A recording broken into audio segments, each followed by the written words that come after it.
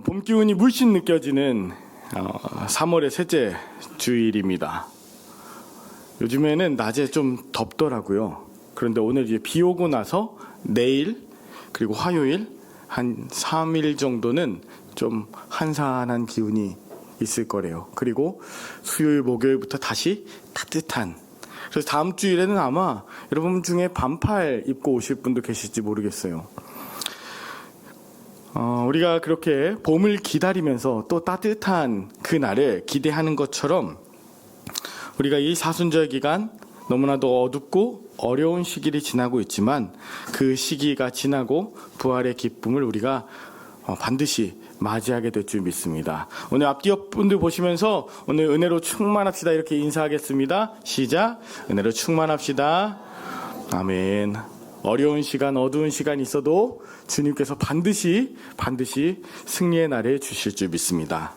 우리가 사순절 기간에 새벽 기도로 또 성경 필사로 또 영상 묵상으로 또 탄소금식 캠페인으로 여러분 다양하게 사순절을 지키며 함께하고 계시는데요. 제가 2월부터 여러분과 사도행전으로 주일마다 말씀을 나누고 있습니다. 원래는 복음서에 있는 예수님의 고난의 장면 가지고 이렇게 할까 하다가 우리 교회가 앞으로 사도행전을 통해서 정말 하나님이 역사하시는 새 교회가 되길 원하는 마음으로 오늘 또 말씀을 준비했습니다. 지난주에 한 곳에 모여있던 그 사람들에게 약 120명의 사람에게 성령이 임해서 그들이 불같은 성령을 체험하고 그리고 다른 언어로 말하기를 시작했습니다. 지금까지 그들이 사용하던 아람어가 아니라 이제 다른 외국어로 말하는 것입니다. 그 내용은 하나님의 큰 역사, 하나님께서 해오셨고 또 앞으로도 행하실 그 일들에 관한 것이었고 또 그들의 몸짓과 제스처가 변화됐습니다. 그게 다른 언어였다. 그런데 지난주에는 다루지 않았지만 그것을 본 그곳에 모여있던 경건한 유대인들 수많은 사람들이 다 놀라며 당황하며 어떻게 이런 일이 있을 수 있냐고 했습니다. 그들의 생각에는 판단에는 가능성이 없는데 저 사람들 갈릴리 사람들 아니야? 비천한 사람들 아니야? 또 어떤 이들은 조롱하면서 저들이 새 술에 취했다라고 이야기합니다. 그런데 이것은 절대적으로 그렇게 생각하는 저들의 모습이 술에 취해 있는 것, 그들의 관심사가 술이고 그들이 늘 하는 모든 생각들이 술꾼의 관점이었기 때문에 그런 이야기를 했던 것이죠. 여러분들이 어떤 현상과 상황을 판단하는 데 있어서 여러분들의 중심된 관점은 무엇입니까? 오늘 만약에 베드로가 그가 자신의 감정이나 힘을 의지했다면 화를 내거나 아니면 폭력을 행사했을 것입니다. 판단하는 모든 기준과 관점이 그랬다면 사람들을 어떻게든 누르려고 했을 것입니다. 그가 관심하는 것이 의학적이었던 것이었으면 세술에 취해 있는 방언을 하는 그 사람들의 상황을 어떻게든 의학적으로 설명하려고 했을 것입니다. 그런데 그의 관심사는 오로지 말씀이었습니다. 그래서 그가 이렇게 말합니다. 베드로가 11사도와 함께 서서 소리를 높여 이르되 유대인들과 예루살렘에 사는 모든 사람들아 이 일을 너희로 알게 할 것이니 내 말에 귀를 기울이라 하면서 그가 계속해서 구약 성경 요엘서 그리고 다윗이 쓴 시편을 가지고 사람들에게 말씀을 전합니다. 맡겨졌던 말씀을 전하는 것, 이것이 예언이라고 말씀드렸죠. 이 맡겨진 말씀을 선포하는 이 설교를 통해서 하나님께서 역사하십니다. 저는 여러분에게 좀 여쭙고 싶어요. 여러분이 세상 만사 어떤 현상을 평가하시는 기준은 무엇입니까? 하나님의 말씀과 하나님 중심에서 관점, 그 기준하여서 모든 것을 판단하고 분별하고 계십니까? 여러분, 말씀이 중심될 때에 허상과 실상을 그리고 빛과 어두움을, 옳고 그름을, 길고 짧음을, 영원함과 유한함을, 그리고 버릴 것과 취할 것을, 행할 것과 금할 것을 우리가 반드시 바르게 분별할 수 있겠죠. 게다가 오늘 베드로가 아직 3시가 아니냐, 오전 9시라는 것이거든요. 오히려 오전 9시면 술이 깰 시간 아니냐.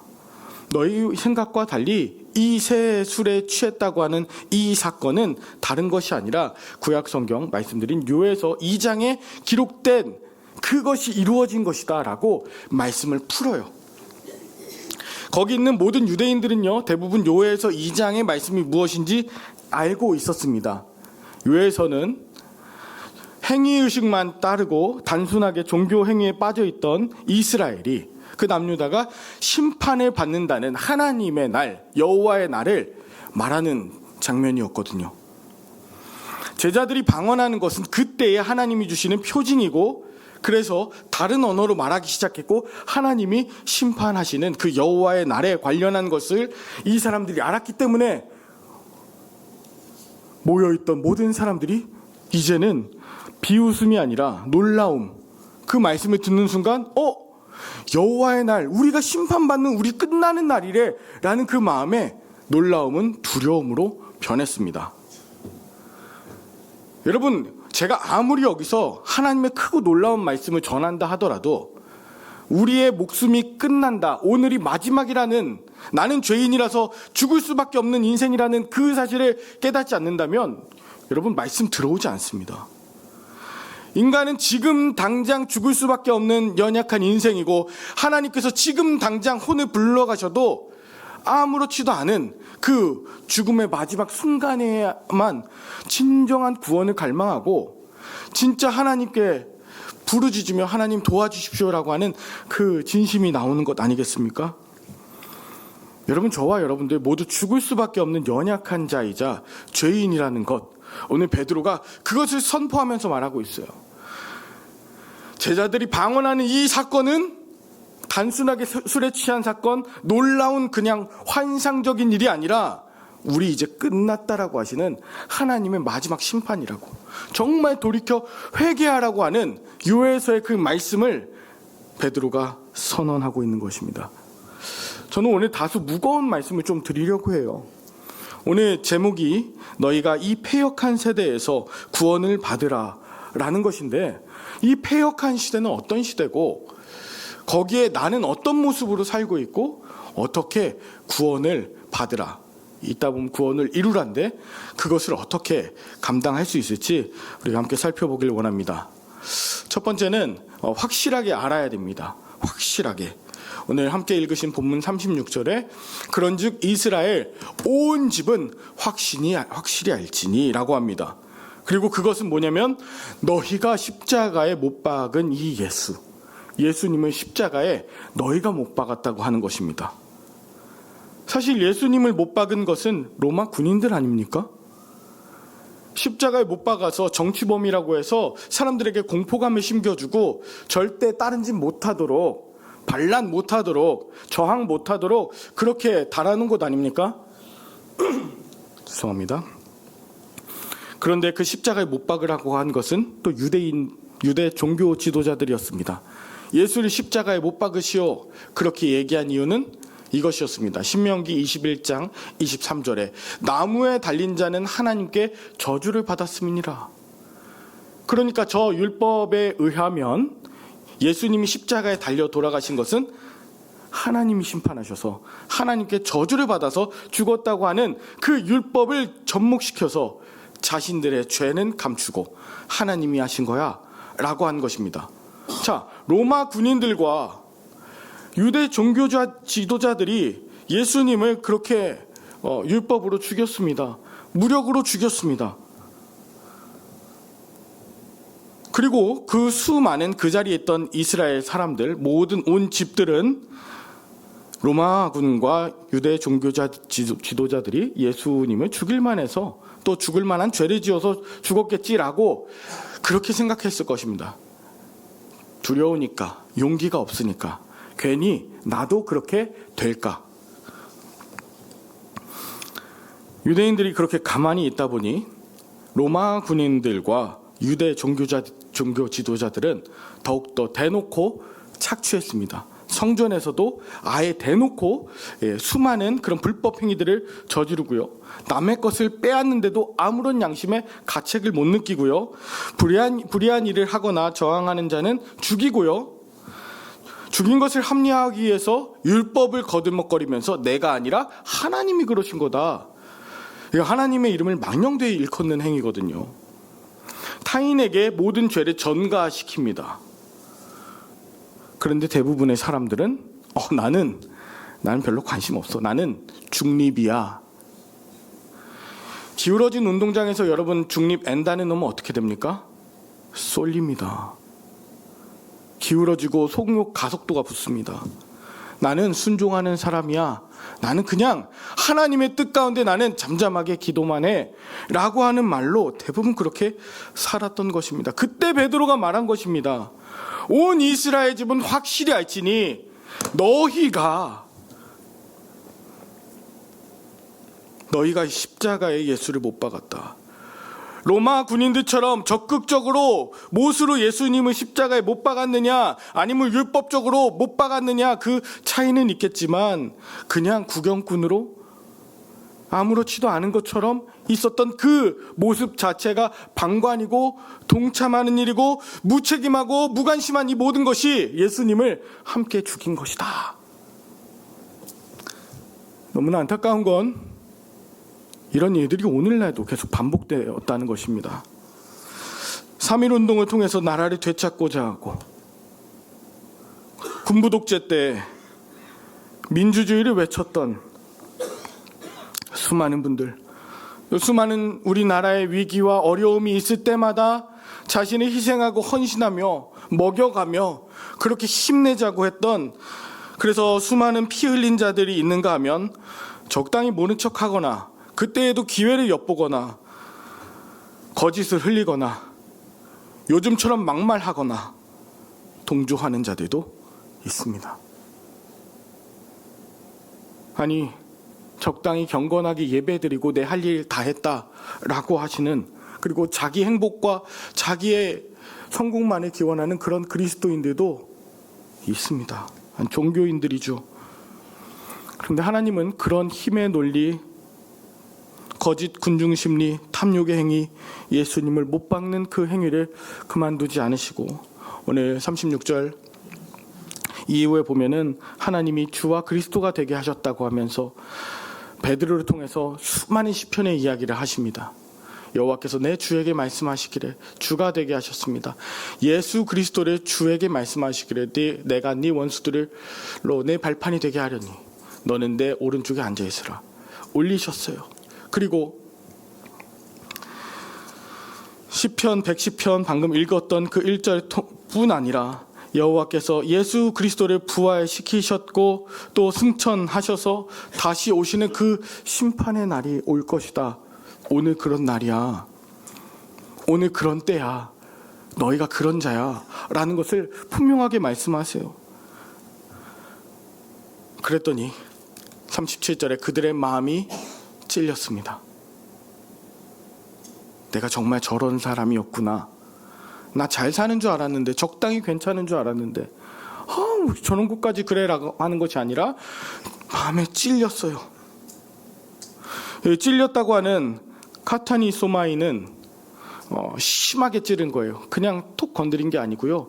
마음이 막 어떻게 할지 모를 정도로 막 당황스럽고 예리하게 마음에 찔러서 아픔을 준다는 뜻인데요.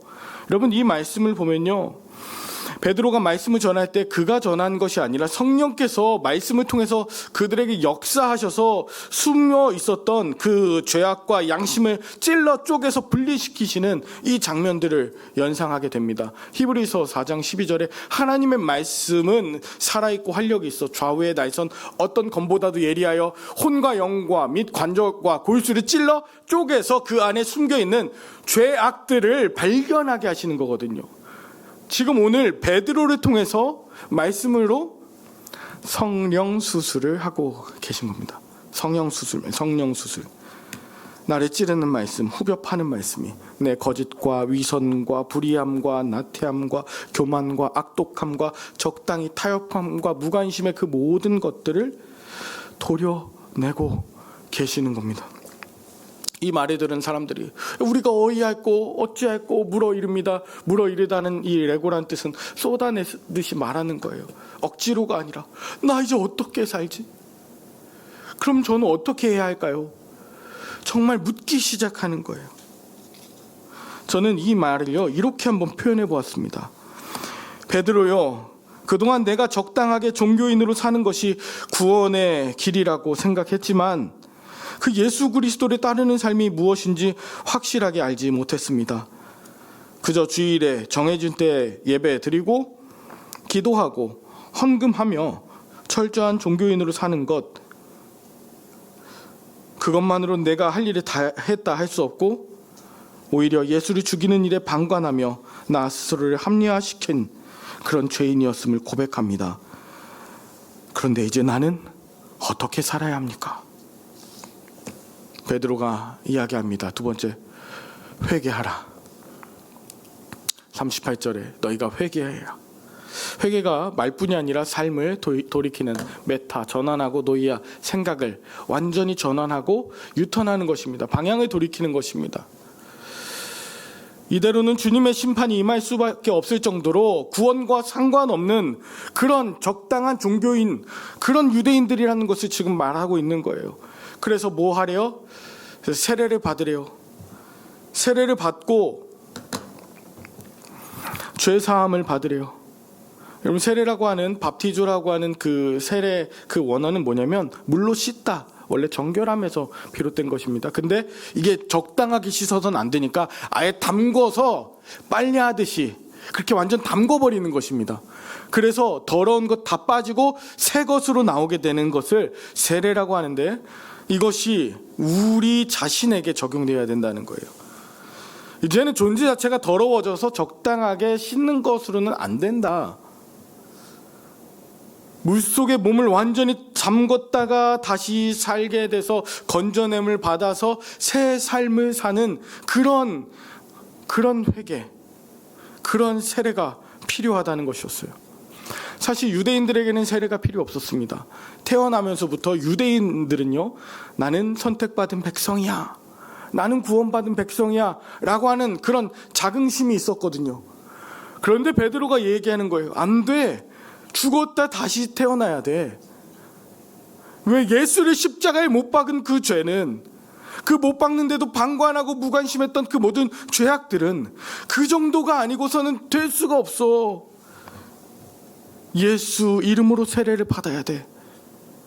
여러분, 그냥 세례가 아니라 예수 이름으로 세례를 받는다는 것은 과거에 나는 물에 빠져 완전 죽고 예수님이 건져주시는데, 예수님이 건져주심과 더불어서 예수님의 삶을 내가 살아가는, 예수님과 합한 것입니다. 동시에 예수 이름, 그것은 예수님의 이름에 걸맞는 새로운 존재로 살아가라는 그런 뜻이죠.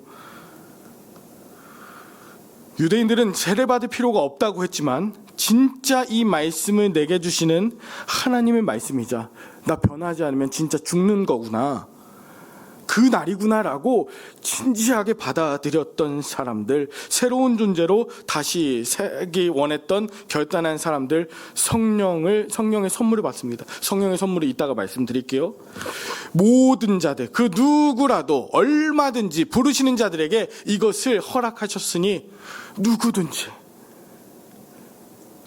이전 삶을 완전히 청산하고 다시 예수의 이름에 걸맞는 삶을 살도록 결단합시다. 여러분, 저와 여러분들 다 오래 신앙생활 하셨잖아요. 교회 다니셨잖아요. 근데 제가 이 시간 우리 새로워집시다라고 하면 여러분 새롭게 들리시겠습니까?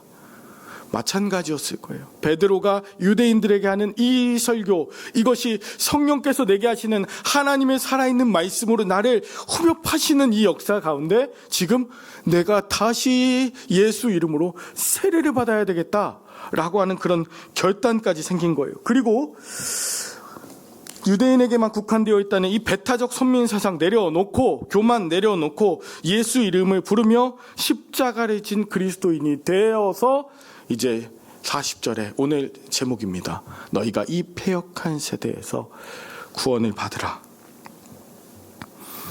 이런 폐역한 세대라고 하는 이 디아스트레포, 이건요, 폐역하는요, 껍데기만 자랑하고 이렇게 구분, 본질에서 벗어난 이런 뜻입니다. 껍데기만 자랑하는 허위 의식에 가득한 타락한 세대입니다. 껍데기만 가득하고 무늬만 그리스도인인 이 시대 속에서 하나님의 자녀, 친정한 그리스도인, 하나님이 정말 기뻐하시는 그 한 사람으로 너희가 구원을 받으라. 이건 뭐냐면요, 이거는 구원을 이 원어는요, 스스로의 구원을 이루라는 뜻입니다. 목사님, 구원은 하나님이 주시는 거 아니에요? 스스로 이루라고요? 하나님이 구원해 주시죠. 하나님 불러서 구원해 주십니다. 그리고 건져내셨을 때 그 구원을 매일 이루어가는 것입니다. 빌립보서 2장 12절 대표적이죠. 바울 사도도요, 나의 사랑하는 자들아, 너희가 나 있을 때뿐 아니라 더욱 지금 나 없을 때에도 항상 복종하여 두렵고 떨림으로 너희 구원을 이루라.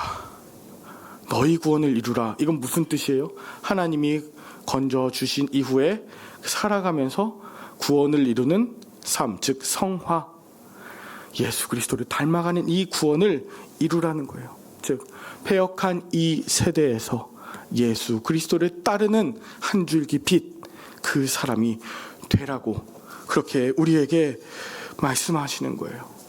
그럼 잠깐 구원에 대해서 좀 말씀드리면, 구원은요, 여기 나오는 구원은 소조라고 하는데요, 죽어서 천당 가는 개념이 아닙니다. 구원을 이루라고 하는 것은 세 가지로, 속박으로부터의 해방입니다. 애굽의 종되었던 그것을 하나님께서 해방시켜 주셨죠. 출애굽 시켜 주셨죠.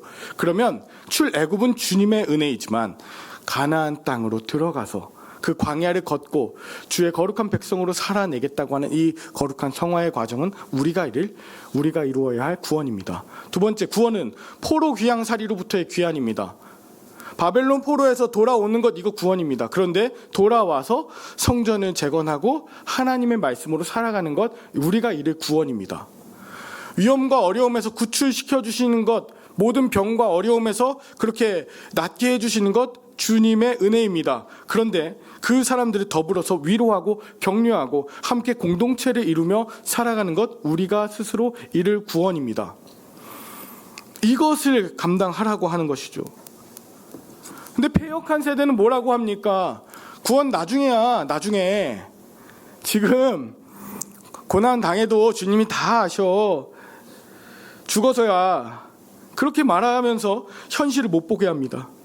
그냥 꾹꾹 참게 만듭니다. 순응하게 만듭니다. 그래서 현재적 변화, 그 구원을 이루어가는 성화, 그 모든 것을 못하게 만들어요. 힘 빠지게 만들어요. 어차피 하나님이 하실 건데 다음 생에는 괜찮겠지. 살아가면서 눈물, 고난, 그런 아픔 적당하게 타협하는 그런 삶을 계속 살아가게 만들어요. 타협한 세대의 구원관입니다. 구원받으려면 이거 해야 돼, 저거 해야 돼. 심청이한테 공양미 300석 바치라고 하는 것처럼 이거 해야 돼, 저거 해야 돼. 그래서 종교 행위를 조건화하고 보상화 시킵니다. 그리고 이 정도면 됐어, 합리화시켜. 이게 폐역한 세대에서 말하는 구원이에요. 그런데 오늘 베드로가 말하는, 또 하나님께서 우리에게 말씀하시는 구원은 지금 당장 이 자리에서 우리가 예수 그리스도의 영으로 충만해서 우리가 이루는, 우리가 감당해야 되는 개인적인 또 시대적인 사명입니다. 오래된 신자와 같은 유대인들에게 베드로가 회개해라, 또 세례, 예수 이름으로 세례를 받으라, 너희 구원을 이루라, 결코 쉬운 말은 아니었을 겁니다. 제가 설교를 하고 있는 지금 이 순간에도 여러분 어려우실 수 있어요. 제가 막 흥분해서 말이 빨라져서 제대로 문장도 제대로 완성이 안 된 막 그런 이야기로 여러분들 들리실 수 있습니다. 근데 하나예요. 이 폐역한 세대에서 예수 그리스도의 이름으로 새겨진 내가 예수 그리스도의 삶을 지금 살아가기로 결단하라고, 변화된 삶을 살아가라고 저와 여러분들에게 오늘 베드로를 통해서 말씀하시는 것이죠. 이 사순절에 우리 하나라도 변했으면 좋겠습니다. 진짜 딱 하나라도. 말씀 보는 습관, 말씀 기록하는 이 하나, 거기에서 넘어서 사랑의 관심, 사랑의 말, 실천, 이거 하나라도. 그랬을 때 마지막 세 번째입니다. 신도의 수가 3,000이나 더했대요. 여기 그 말을 받은 사람들, 이건 진정으로 진심으로 그 말을 내게 하시는 것으로 들었구나 라고 하는 사람들이 3,000이나 신도가 더했대요. 말씀 받은 이 사람들의 신도 수가 3,000이라는 것 때문에 베드로의 설교에 능력이 있다고 부러워하기도 합니다. 정말 그렇습니까? 베드로가 한 것이 아니라 성령이 하신 것이죠. 근데 베드로가 한 것과 다르게 설교를 했는데 3,000명커녕 3명도 아닌 그냥 돌 맞아 죽은 사람도 있었습니다. 누구예요? 스데반 집사님이에요.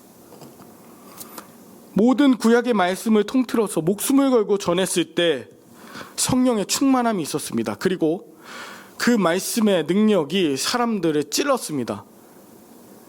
거기 있던 유대인들의 마음을 찌르겠단 말이에요.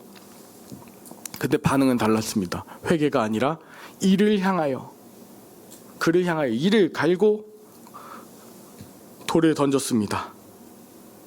그래서 스데반 집사는 죽었습니다. 억울합니다.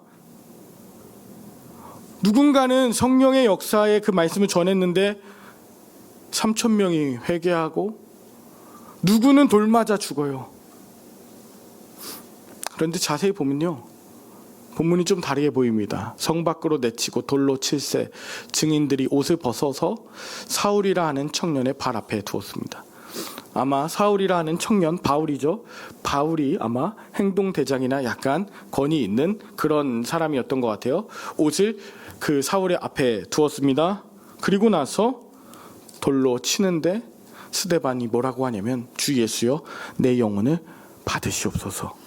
십자가 위에 예수님의 기도와 같죠. 그리고 무릎을 꿇고 크게 불러 이르되 마지막 기도, 주여 이 죄를 그들에게 돌리지 마옵소서.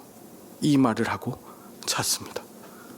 무릎을 꿇고 크게 불러서 하나님 정말 간구하는데 이 죄를 바로 그 앞에 있던 사도 바울을 포함한 저들에게 돌리지 마십시오.